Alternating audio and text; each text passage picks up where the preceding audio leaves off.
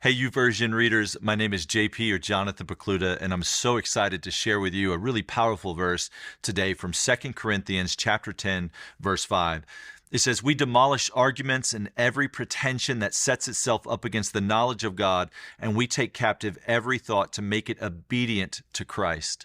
Now, the context of this verse is that there are rulers and principalities and demonic forces working against us. We know from the scriptures right there in the beginning of Genesis that Satan's key strategy is that he lies. He's the father of lies, that he comes alongside us and say, did God really say?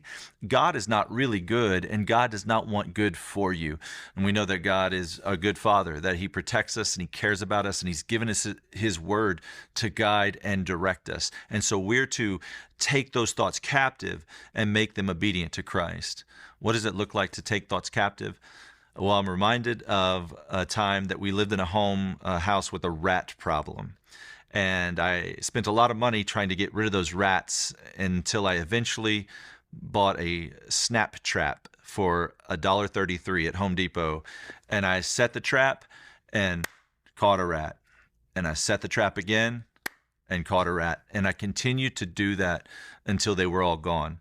And in the same way, when we have a thought, we need to look at that thought and say, okay, is that consistent with the truths of the scriptures? Is that consistent with the realities of Jesus Christ? And if it's not, if it's a lie, then we can reject it. And if it's the truth, if it's consistent with what God teaches us in his word, then we can accept it and we can change areas of our life according to what it says.